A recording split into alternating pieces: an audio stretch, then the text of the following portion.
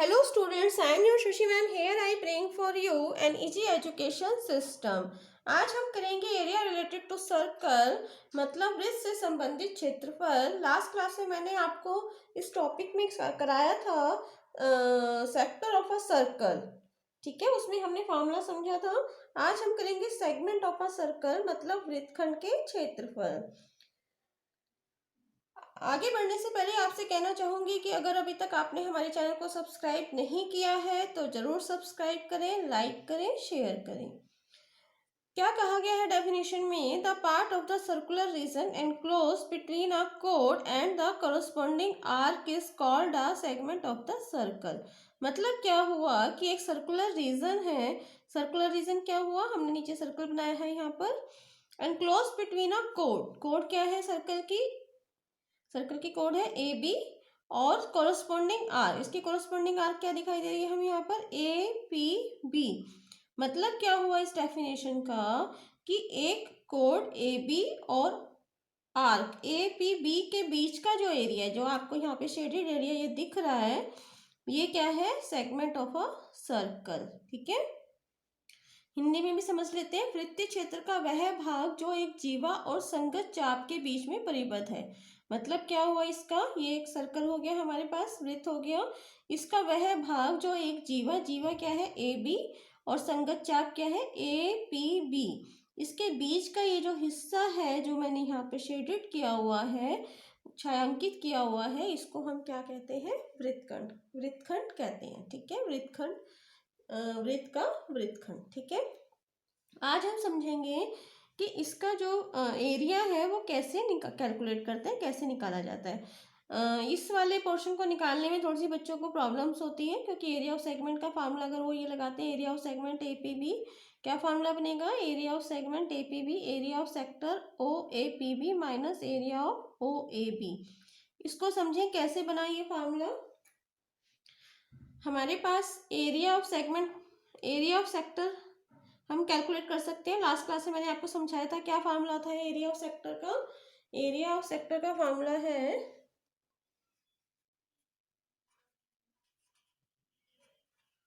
Area of sector of a circle is, area of circle का formula होता है theta upon 360 into pi r square, ठीक है। क्या फार्मूला होता है? Theta upon 360 into pi r square. अब आप देख रहे हैं यहाँ पर यहाँ डायग्राम में देखिए कि यहाँ पर हमारे पास एरिया ऑफ सेक्टर, सेक्टर कितना होता है? यहाँ से ये पूरा स्टार्ट हुआ, ये पूरा, ये पूरा, ठीक है। इस पूरे एरिया ऑफ सेक्टर में से अगर हम एरिया ऑफ ट्रायंगल, ये वाला हिस्सा, ठीक है, माइनस कर दें तो हमारे पास ये आ जाएगा। इस चैप्टर में आपको सबसे ज़्यादा यही चीज़ें ध्यान में रखनी है, क्योंकि आपकी जो नेक्स्ट एक्सरसाइज है वहाँ पर आपको शेडेड एरिया का, शेडेड रीजन का एरिया निकालने के लिए आएगा, छायांकित भाग का क्षेत्रफल। तो वहाँ आपके लिए समझना बहुत ज़रूरी है कि हमें किस हिस्से का, किस पार्ट का एरिया निकालना है, तो किससे क्या माइनस होना है, किस शेप से क्या शेप माइनस होनी है, ठीक है। तो जैसे मैं यहाँ पे समझा रही हूँ, हमें क्या निकालना है? ये वाला शेडेड एरिया ऑफ सेगमेंट। तो area of sector, area of sector हमारा यहाँ से यहाँ तक है। इस पूरे में से अगर हम ये माइनस कर दें तो हमारे पास क्या आ जाएगा? Area of segment. तो ये फार्मूला जो मैंने फर्स्ट फार्मूला लिखा है, area of segment A P B equal to area of sector. Area of segment क्या हो गया? ये वाला ए पी बी, ये area of segment, area of sector O A P B, ये एरिया ऑफ सेक्टर में से अगर हम माइनस कर दें area of triangle O A B, तो हमें क्या मिल जाएगा? Area of segment A P B, ठीक है। होता क्या है कि हमारे लिए एरिया ऑफ सेक्टर का डायमेंशंस निकालना आसान होता है, एरिया ऑफ सेक्टर को कैलकुलेट करना आसान होता है, लेकिन जहाँ एरिया ऑफ ट्रायंगल की बात आती है वहाँ पर जो क्वेश्चन है वो बहुत लेंथी हो जाता है। तो हमने क्या किया, उसी क्वेश्चन को, इसी फार्मूले को अगर हम थोड़ा सॉल्व कर दें तो हमारे पास एक दूसरा फार्मूला आ जाता है, जो फार्मूला है area of segment equal to pi theta upon 360 minus sine theta upon 2 cos theta upon 2 और बाद में क्या है आर स्क्वायर, पूरा ब्रैकेट क्लोज करके ये सारा किससे मल्टीप्लाई हो जाएगा आर स्क्वायर से। तो मैं आपको समझाऊंगी कि ये फार्मूला हमारे पास कैसे आया इस फार्मूले से, ठीक है। तो आपको समझना है, आप इन दोनों में से कोई भी फार्मूला यूज कर सकते हैं, लेकिन अगर आप ये फार्मूला यूज करेंगे तो आपको जो होगा क्वेश्चन करने में आसानी होगी और क्वेश्चन ज़्यादा लेंथी भी नहीं होगा और आपको जो टाइम है वो भी कम लगेगा। कैसे कैलकुलेट करेंगे हम? सबसे पहले हमारे पास फार्मूला क्या है, area of segment equal to, ये फार्मूला लिखते हैं हम, area of segment equal to area of sector minus area of triangle, ठीक है। ये फार्मूला हमने लिख लिया। अब हमें क्या कैलकुलेट करना है, ये डायग्राम जो मैंने बनाया हुआ है यहाँ पर, इसी के अकॉर्डिंग मैं आपको समझाऊंगी कि हमारे पास एरिया ऑफ सेक्टर, तो ठीक है हम फार्मूला पुट कर देंगे थीटा अपॉन 360, हमारे पास ये थीटा है, मतलब यहाँ पे जो भी हमें एंगल दिया होगा वो, और पाई आर स्क्वायर, आर हमारे पास होगी। लेकिन हम एरिया ऑफ ट्रायंगल जो है वो कैसे कैलकुलेट करेंगे, उसके लिए क्या होगा कि हमने क्या किया, ये मैंने यहाँ से निकाल के एक छोटा ट्रायंगल यहाँ पर, मान लीजिए आपको समझाने के लिए यहाँ एक ड्रॉ कर दिया इसी ट्रायंगल को, ठीक है।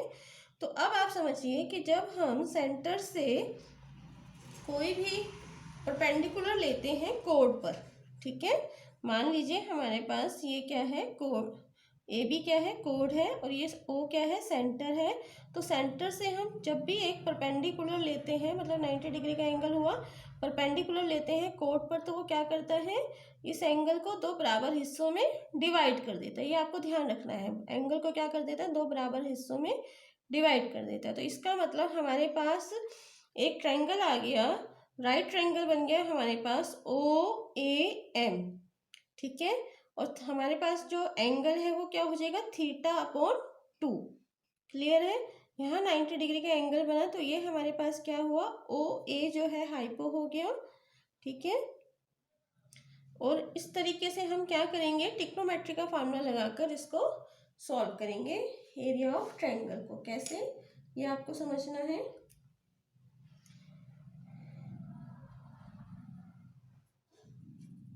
एरिया ऑफ ट्रायंगल का फार्मूला होता है 1/2 into base into corresponding height, मतलब जो हम बेस ले रहे हैं उसकी कोरोस्पोंडिंग हाइट, ठीक है।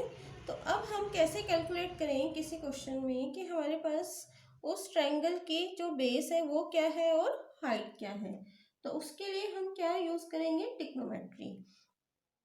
अब हमारे पास यहाँ पर इस पूरे ट्रायंगल में हमें क्या कैलकुलेट करना पड़ेगा कि हमारे पास ए एम कितना है और ओ एम कितना है, ठीक है। क्योंकि अगर हम इस पूरे ट्रायंगल को लें तो हाइट हमारे पास क्या है, बेस हमारे पास क्या है ए बी, और हाइट कितनी है हमारे पास ओ एम ट्रायंगल की, ठीक है। अब हमें 1/2 ए बी को हम क्या लिख सकते हैं, इस पूरे ए बी को हम लिख सकते हैं 2 ए एम।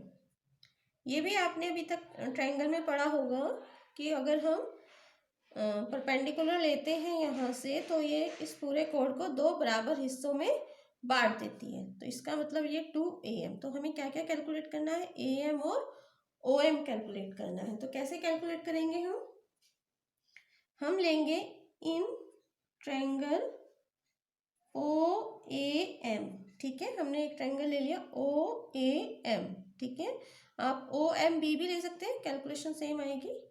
तो OAM ट्रायंगल में हम क्या लेंगे, AM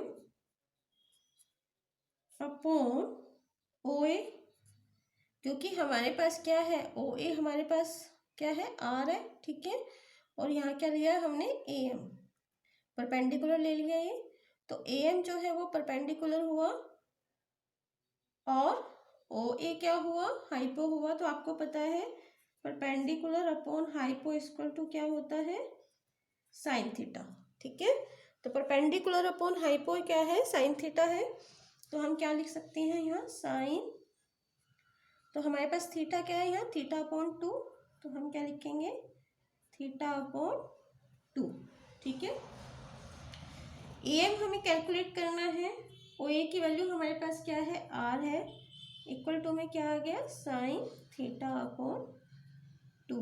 तो AM की वैल्यू क्या आ जाएगी, साइन थीटा अपॉन 2 R उधर जाके क्या हो जाएगा, मल्टीप्लाई हो जाएगा, ठीक है। इसी तरीके से हमें किसकी वैल्यू निकालनी है, OM की। तो हम क्या लिख सकते हैं, OM अपॉन OA। अब आपको पता है OM हमारे पास क्या है, base upon hypo square to क्या होता है, कॉस थीटा। तो हम क्या लिख सकते हैं, cos theta upon 2। Same calculation, same process होगा। OM हमें कैलकुलेट करना है, OA हमारे पास R है, कॉस थीटा अपॉन 2। तो OM क्या हो जाएगा, OM हो जाएगा कॉस थीटा अपॉन 2R, ठीक है। तो यहाँ हमने क्या निकाल लिया, AM निकाल लिया और OM निकाल लिया, जो क्या निकला, साइन थीटा अपॉन 2 और R और कॉस थीटा अपॉन 2R, ठीक है। अब हम ये फार्मूला जो है वो लगा सकते हैं इसमें।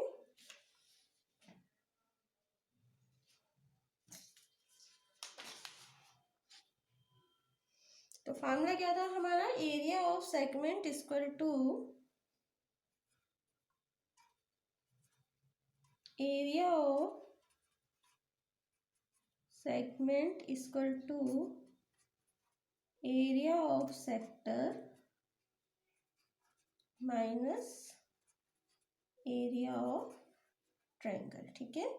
तो area of segment, area of sector का फार्मूला हमारे पास क्या है, एरिया ऑफ सेक्टर का formula theta upon 360 multiply pi r square minus area, इसको हम ब्रैकेट में रख लेंगे तो आपको ज़्यादा आसानी रहेगी समझने में, 1/2 इंटू बेस इंटू हाइट। इतना समझ में आया आपको। अब हम क्या करेंगे, इसमें वैल्यूज जो है वो पुट करेंगे।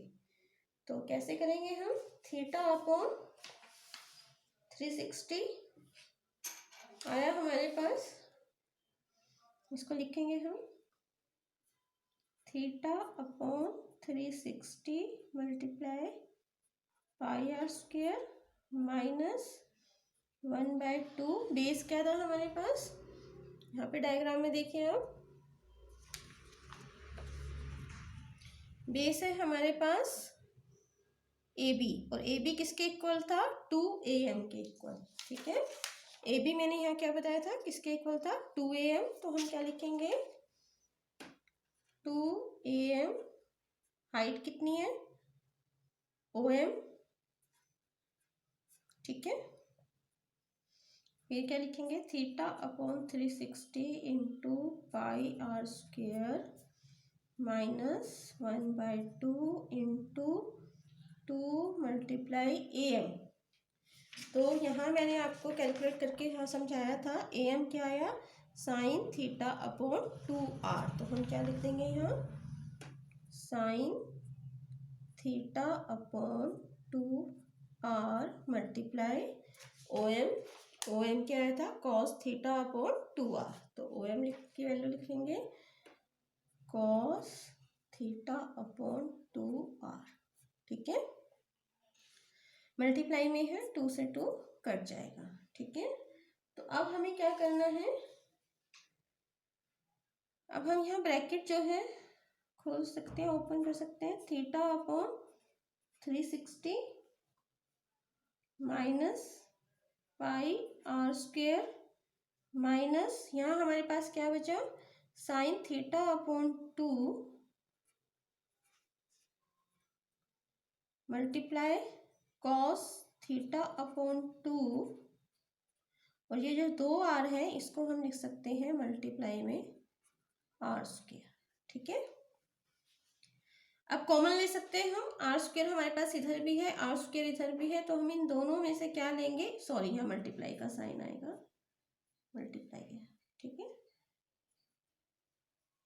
तो हम यहाँ मल्टीप्लाई का साइन आएगा, हम क्या करेंगे, दोनों में से ये एक वैल्यू होगी, एक इसमें से आर स्क्वायर जो है वो कॉमन ले लेंगे। ठीक है, तो हमारे पास क्या बचेगा इसमें, थीटा अपॉन 360, मल्टीप्लाई में पाई है तो हम इसको पाई को यहाँ लिख सकते हैं। ठीक है, पाई थीटा पाई अपॉन 360 माइनस इसमें से आर स्क्वायर अगर हम बाहर ले लेंगे तो हमारे पास क्या बचेगा, sign theta upon 2 cos theta upon 2, multiply का साइन नहीं लगा रही क्योंकि इसका मतलब भी मल्टीप्लाई होता है। ठीक है, तो ये हमारा सेम फॉर्मूला आ गया, पाई थीटा अपॉन 360, मल्टीप्लाई में है तो हम इसको आगे पीछे लिख सकते हैं, एक ही बात होती है, इसमें कंफ्यूज नहीं होना है, चाहे हम पाई थीटा लिखें या थीटा पाई लिखें, मतलब एक ही है क्योंकि मल्टीप्लाई में है। 360 minus sine theta upon 2 cos theta upon 2, same यही चीज़ मल्टीप्लाई में है तो आर स्क्वायर में चाहे पहले लिखूँ, यहाँ पे पहले लिखा है मैंने, यहाँ बाद में लिखा है, उससे भी कोई फर्क नहीं पड़ता, तो फार्मूला सेम रहेगा। तो आपको समझ में आया कि ये फार्मूला जो है वो कैसे बना।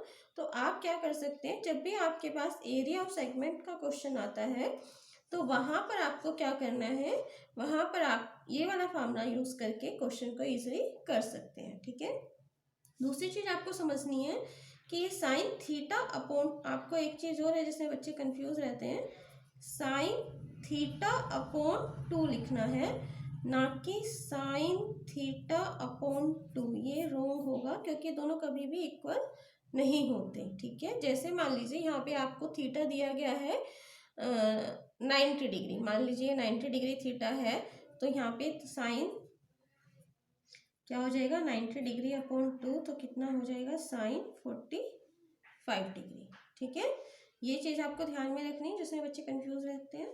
तो आप क्या कर सकते हैं, इस फार्मूले से क्वेश्चन को इजीली कैलकुलेट कर सकते हैं। ये मैंने आपको बता दिया कि फार्मूला सेम ही है, लेकिन हमने क्या किया, इसको सॉल्व करके इसको और इजी बना दिया। ठीक है, तो उम्मीद करती हूँ आपको समझ में आया होगा। Thanks a lot.